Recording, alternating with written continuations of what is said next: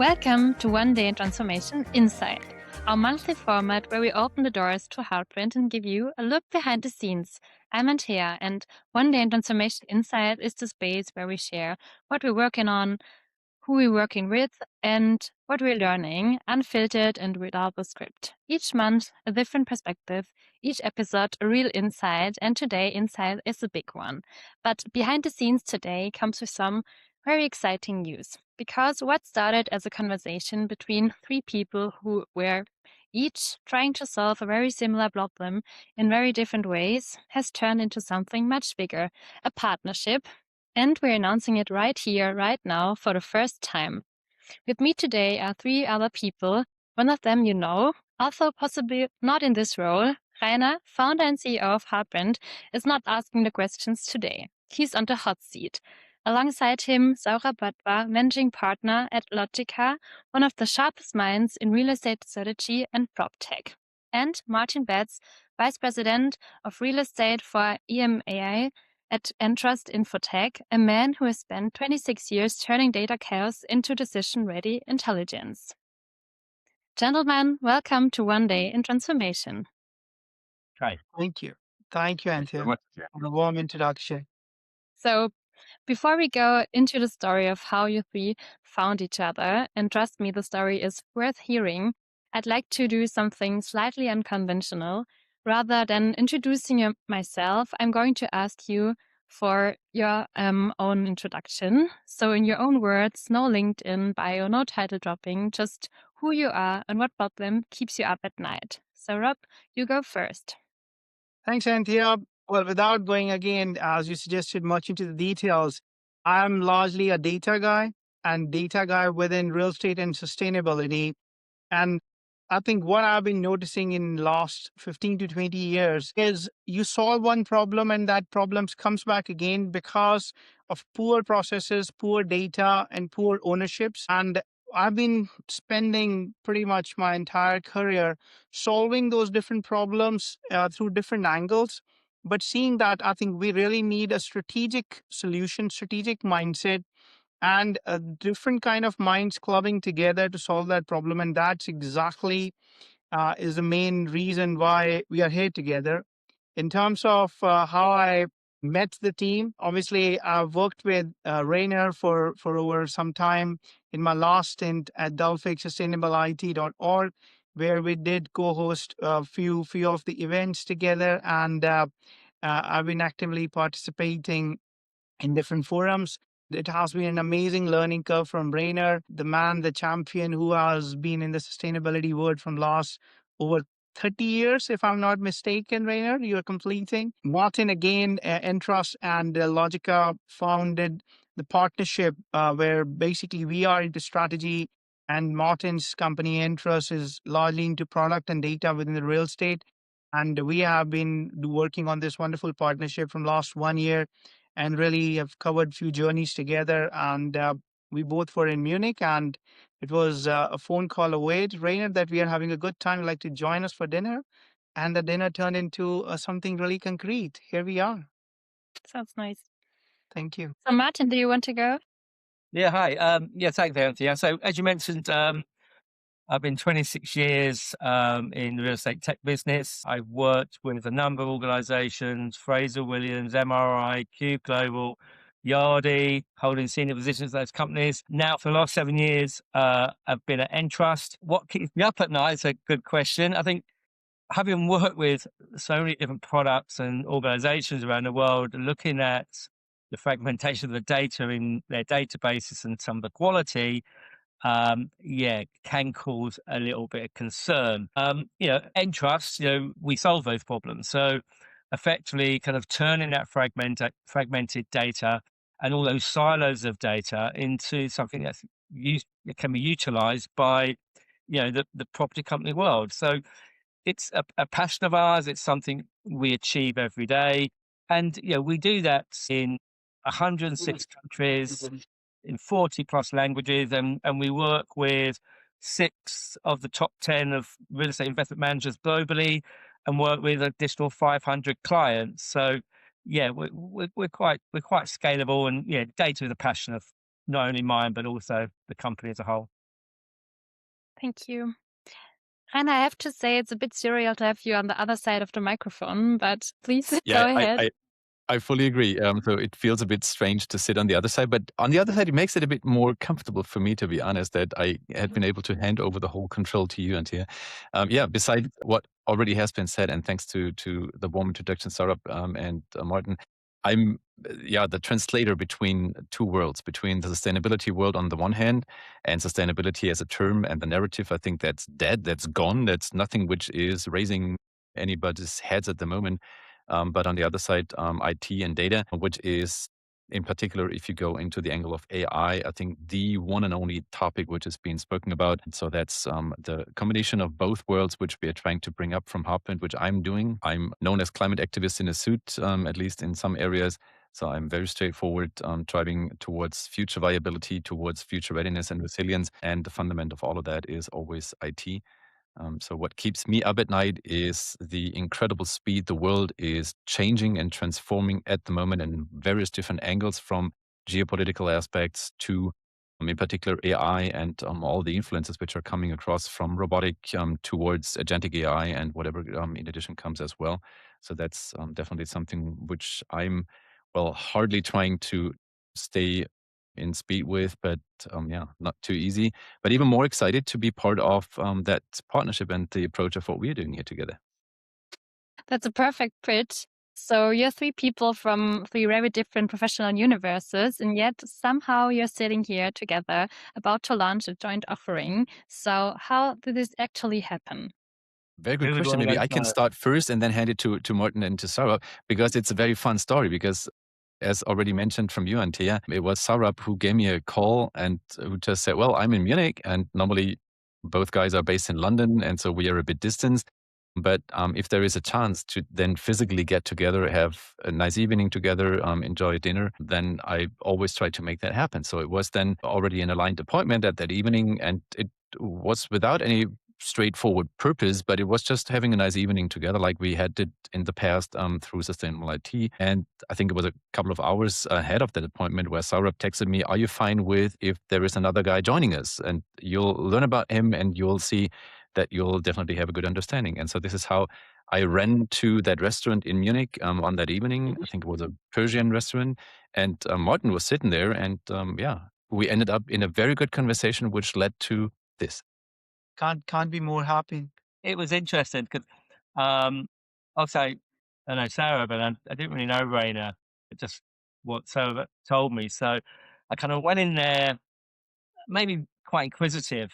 And so the sustainability aspect is something that's kind of going around my world at NTrust continually and my clients. And I found it difficult with certain people for people to explain what the problem was. And sitting down with Rainer for the first 15 minutes, it was like, right, I get this. This is something that's really interesting. And I must admit, I thought I had a very selfish viewpoint at the time, thinking, this guy can really help me out. I mean, I've got so many questions, and he seems to be answering all my questions. I thought, hey, if this partnership doesn't happen, then I'm going to be talking to Rainer anyway. So, and that's going to help me. It's going to help my company. So, yeah, I felt like we just had a meeting of minds. I think we both understood the data problem. We come at it in a slightly different way. We've had years of experience between us, so there's lots of funny stories about how people have done it wrong and how they occasionally do it right. Yeah, it was just a really pleasant time, and it's actually nice to start off a relationship that way rather than a formal meeting over a board meeting desk. And beside that, I have to add, and sorry, Saurabh, didn't want to interrupt you. Just one addition. I started the conversation with, as soon as we came to that point, and how could a potential collaboration look like? And I said, and Anthea, you know that, I'm very much in need. I'm starving to expand our business internationally. And I mean, that is something which we have as a target and a vision for us, for Heartprint, for 2026, for this year, which doesn't necessarily mean that we are not enjoying working with German-based customers. We do very much. And we are super happy with everybody who's German spoken. But I'm very much used to work internationally and globally, and I would like to enhance that for us, for Heartprint as well. Beside that, standing on one leg is always not a good idea. Two legs are more stable, and in particular in geopolitical difficult times, I think it's important for us as a company to get a bit more international positioning in addition as well. So that was a bit of the fundament where my interest came for us in Heartprint to start that partnership. But sorry, Saurabh, you wanted to start? No, you said a very right thing. Again, I was recently listening to uh, a great interview from a gentleman, and the person said that I got this job done because I decided to put my hand up. And the people who get things done are the ones who need to put their hands up. And in this particular forum, three people put their hands up that we are willing to do this. I think that was super exciting. There was no kind of element of more excited than Rainer or Rainer is more excited than Martin. I think we all were equally excited when this kind of discussion started. And again, the best part about it, the best things happen when you're not really planning for something big. It was genuinely, when we say that, we don't say for the sake of saying, it was genuinely a catch up with a good friend, which happens to be in sustainability. And again, me and Martin were on a business development road trip in Munich. And I think we were thinking that, yeah, it would be good to meet some interesting people. But I was meeting Rainer purely on a personal level. And I said, Martin, why don't you join me? And I said, Rainer, are you fine if we come together? And the moment that discussion started, our brain started tickling that this is something really interesting. We generally are from three different aligned, but three different backgrounds in terms of what we bring onto the table. And that really resonated. We started with what's the problem in real estate we're trying to solve. And Rainer came with a perspective of, the whole compliance reporting impacting the regulatory bodies within sustainability world, which are directly impacting the real estate aspect, as in GRESB, CSRD, and EU taxonomy, to name a few. And we were talking about different scenarios like, refinancing, acquisition, dispositions within real estate.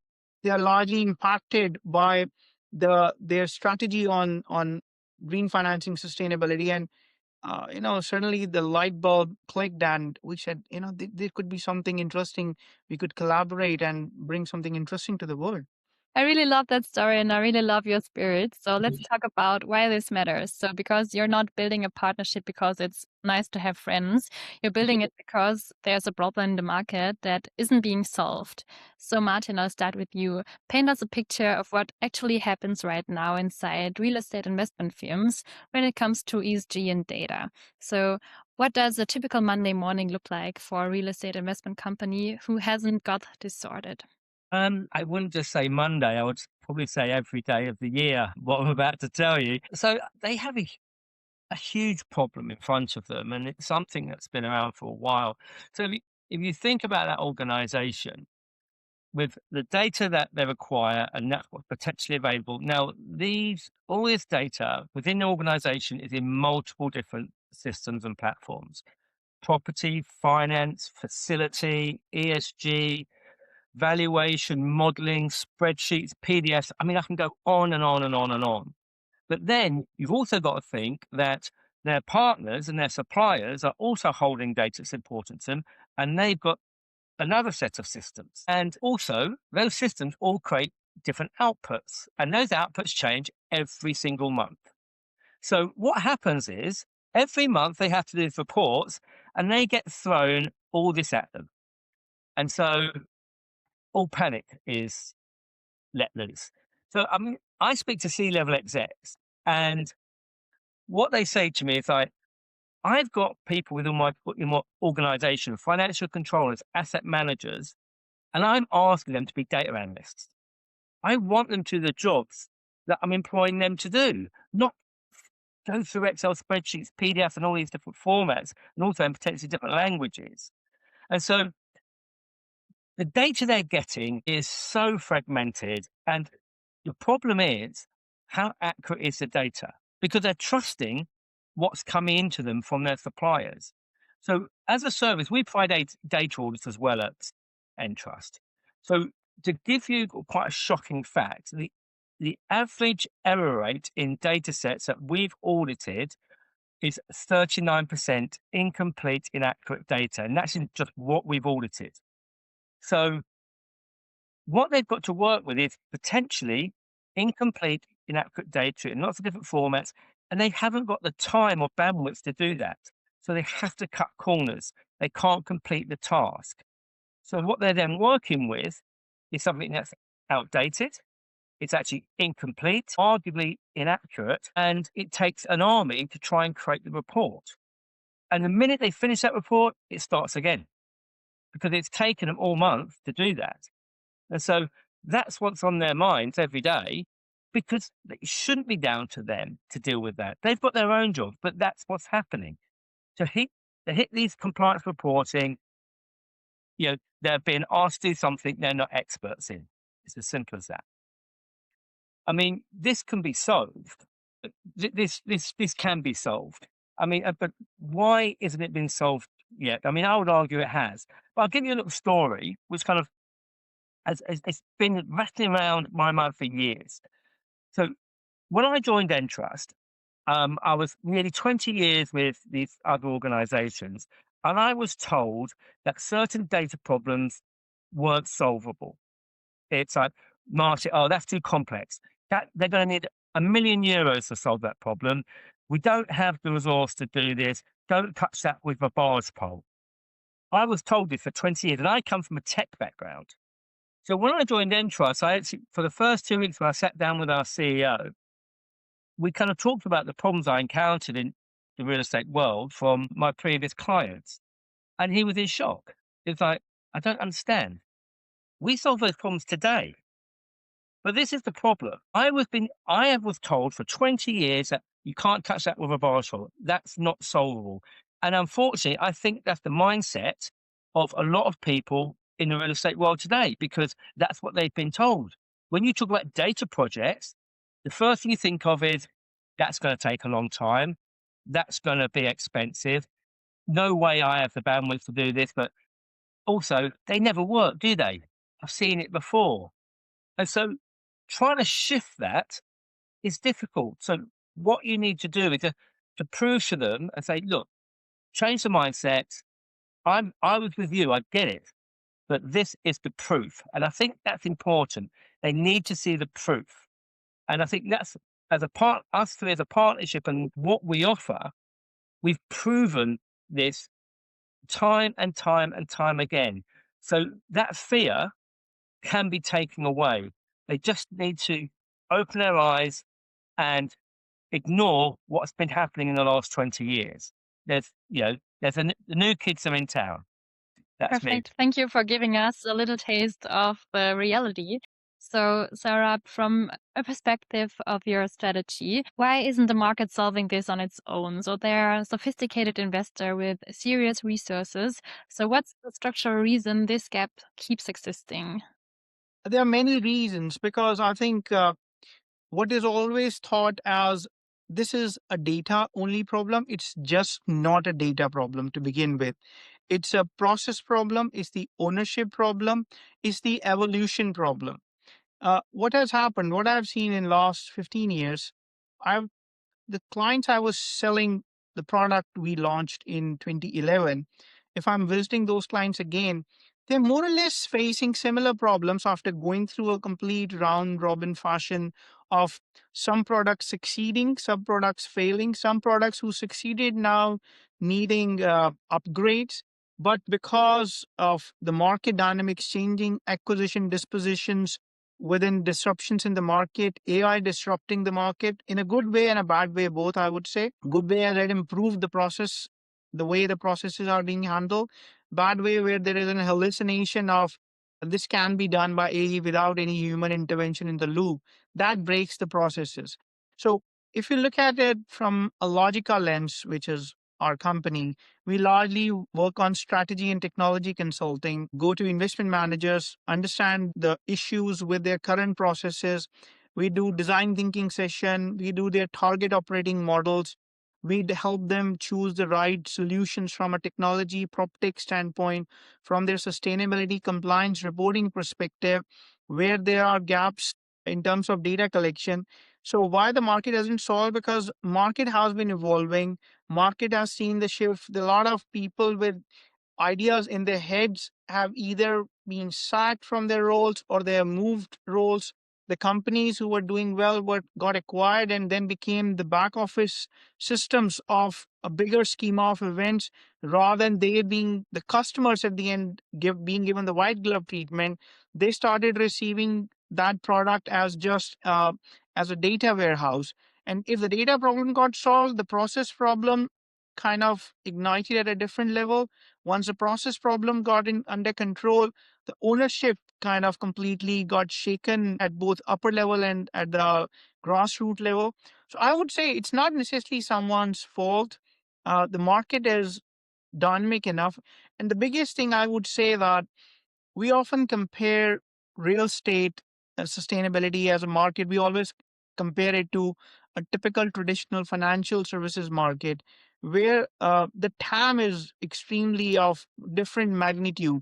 The kind of money floating in the market is at different level, which means that the funding available to improve the processes and the technology in those domains is being supplied. Is a supply and demand kind of analogy, is definitely receiving that kind of supply, which takes that technology to a different level. Real estate is still catching up with that. And sustainability, we know that without really going into the political discussion, has been shut down by certain political statements. And even though that it's an absolutely required thing when it comes to ROI innovation, but the way market sees it as, is it worth putting my money into this automation or this evolution? And that we have to change that mindset, and we have to speak a CFO language at the end of the day. We need to clearly articulate this idea into what's your ROI if you do this, this, and this, and how exactly it's going to help you get better deals, earn more money, improve your investment portfolio, get better refinancing rates, better disposition rates, or move from brown to green from a financing perspective. So that's the primary reason why it isn't solved, even though there is a lot of money floating around. But again, there are all good intentions. And as individuals, I think there are a lot of players in the market who have tried their level best. And I hope that with this partnership, we'll ultimately get some success in putting the brain and heart together, especially with Heartprint collaboration. Thanks for this explanation. So, Rainer, I want to bring in the Heartprint angle here because when we talk about twin transformations or combining digital and sustainability, this feels like a textbook case. So, where does responsible AI or sustainable technology and ESG governance fit into what's happening in real estate right now?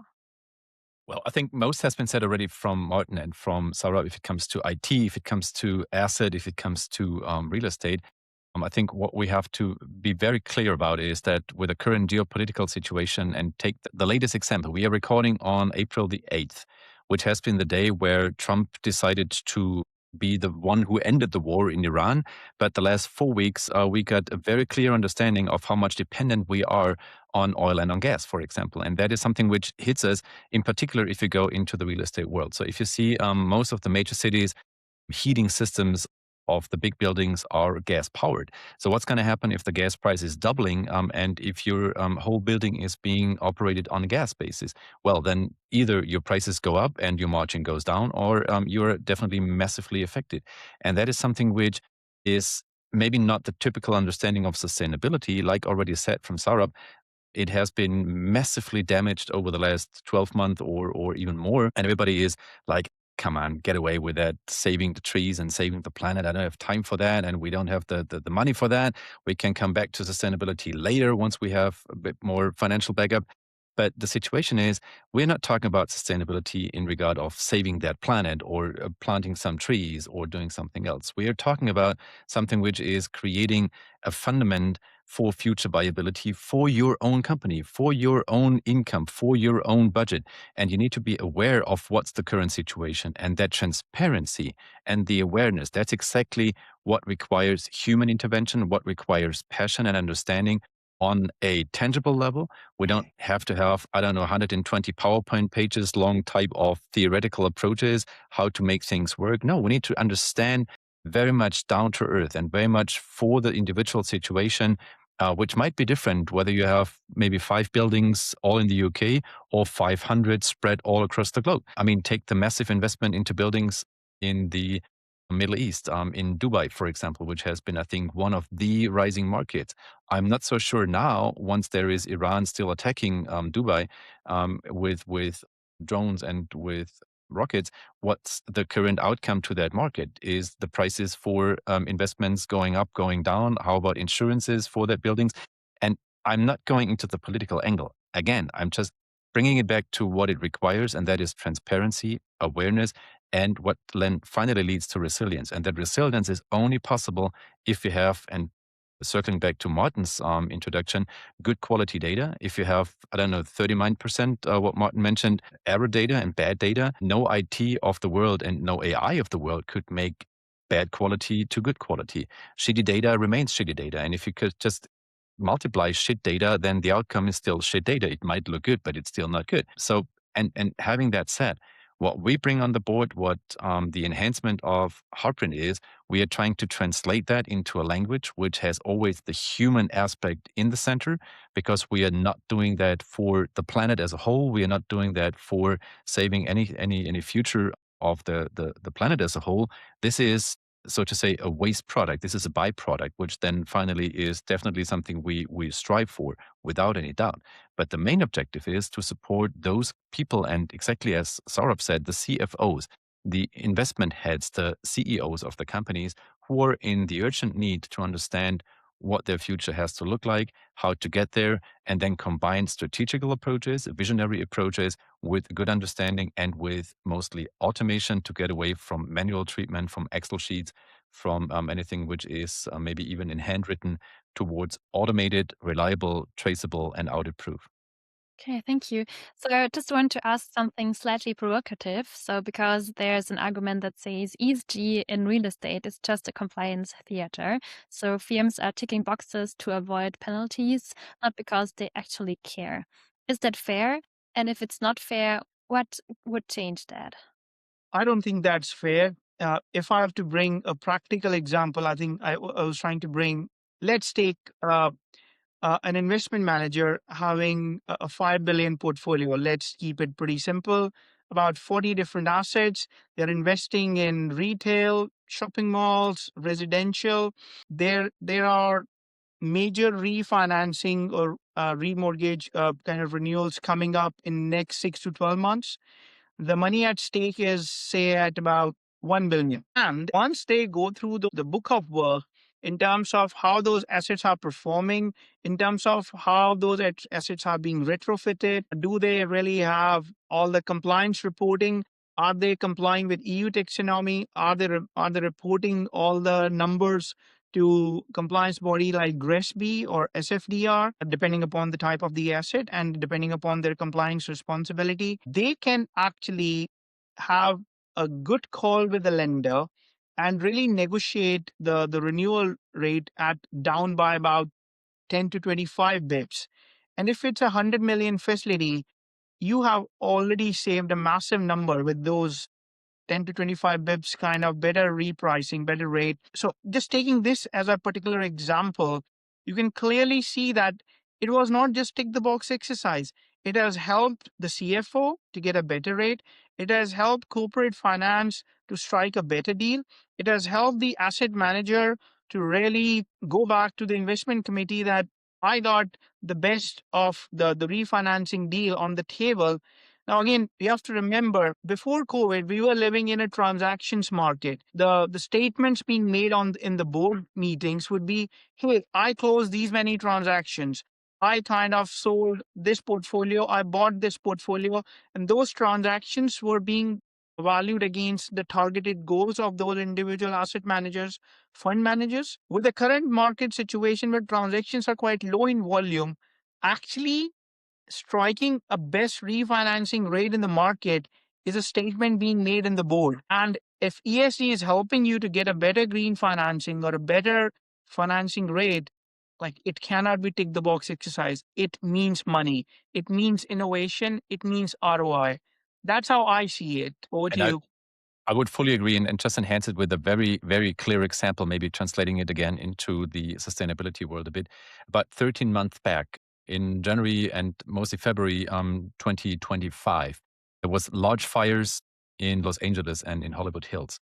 And a lot of real estate just burned down. I mean, you just now can completely wipe out whether you believe in man-made climate change or not. The amount of wildfires is quite clearly and something you can prove based on numbers, repeating and repeating year after year. And it's quite more extending at the moment. So the big question now is, what's the impact of such kind of wildfires, which are massively increasing towards insurances on one hand for real estate, and secondly on then loans and on financing such kind of real estate. And I mean, I did work for 2 years, and some of you know that, for the insurance industry. At that time, I had been very clearly in touch with the risk assessments from the insurance world. And in fact, insurances are much more aware on long-term perspectives and long-term risk management. So they look into not only 2 to 3 years predictions, they look into 10, 15 to 20 years to then predict what's the risk which could occur. And for example, now with the Los Angeles aspect, how many wildfires will occur over the next time? Am I able as an insurance to insure a building or am I not? And if so, for which price? And now based on the Los Angeles situation, I know that certain areas which the insurers decided and all big major brands decided, well, this is way too risky. We're not going to insure. That literally leads to that no bank of the world is going to finance the rebuilding of an asset of real estate and is not going to give a loan for that. So that's a direct influence. And so therefore having awareness, having understood is not just a checkbox like Saurabh said, it's economically directly influencing what the future will look like for you. I recently spoke to a number of insurance companies, and before real estate, I was insurance as well, by the way. So I come with a little bit of baggage. So yeah, I mean, I think I was at an event quite recently where there were a number of insurers, and we were just kind of chewing the cud. And sorry if I'm about data again, but what was said to me continually, they were going really quite granular, saying that if I'm looking to insure this building, I want to get down at some level to lease level. They were going quite granular to look at the actual risk itself. And what they were telling me was, my clients, my property companies, they can't provide me with all the data I require to actually create a quotation of what that's going to cost from a risk premium perspective. And I spoke to about 4 different companies around the room, and they kept coming back to the same thing. I can't get the information and that means I can't generate that risk profile myself. So they're actually over-egging it. I'm not going to take a risk. I haven't got the data there. I'm going to put another 10% on just in case, because they're just not getting this information because the property companies, for whatever reason, can't get it to them. And this again where we come in, because all that information is available. It's there. They've got it. It's just getting hold of it and then delivering it in a format which is utilized, it's usable, whether it's insurance, whether it's valuation brokers, whatever it may be, it's there for everyone to use. And at the moment, I don't believe it is. But it's available, but people aren't utilizing it. And again, just to add a couple of more things from pretty recent examples, like environmental risk, which was not something on the table for everyone, has suddenly been flagged by pretty much all the insurers, especially taking London as an example with Thames level rising. All the apartments which were closer to the water bodies, with the water level going up, the flooding risk has really impacted all the premiums which insurers are charging for the apartments by the Thames, or suburban areas like even where I live in Kent, for argument's sake. One of my houses is near a creek, and right in the middle of my insurance term, one of the insurer pulled out that the flooding risk is high, way too high for their current insurance premium. So either we're gonna up the premium or you find a different insurer. Again, that's fine. At least I know the risk, and that's what flagged to them, not by just random data flowing. There was a proper schema behind that. The sustainability data, the climate risk assessment, everything was going on. And even looking at the Dubai market, because of the current geopolitical situation, they say it has dropped by approximately 30%. But I know Dubai has bounced back many times in the past as well. It will bounce back again. But let's not forget the fact that insurance is going to apply the war premium. So it will bounce back and it will take its own course of time. But unless and until someone is completely aware with the risk associated with it, you cannot really take a calculated decision. And that's our duty working with investment managers, fund managers, to give them the information. How do they process that information is at the end of the day in their hands. So this is no longer tick the box exercise. Perfect. Thank you. So time flies. So I think the problem is clear. So now let's talk a bit about your solution, your partnership. So in plain language, what does it mean working with you? So with all three of you actually look like?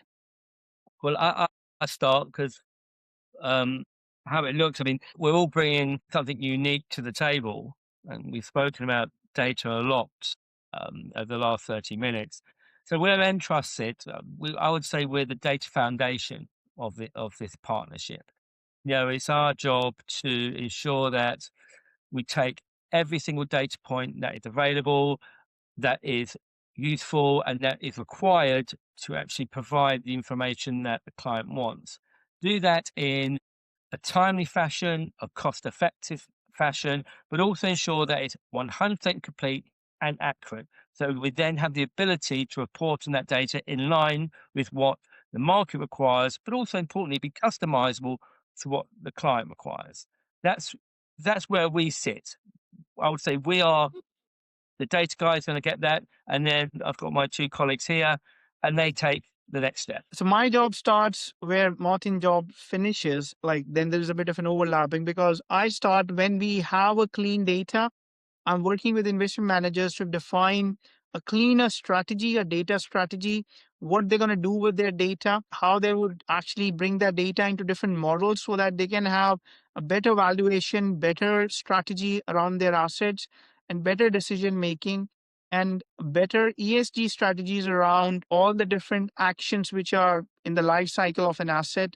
So my role would be more of a consultant advisor on the real estate, and then I would gain the expertise from the sustainability champions, and that's the right segue to pass it on to Rainer.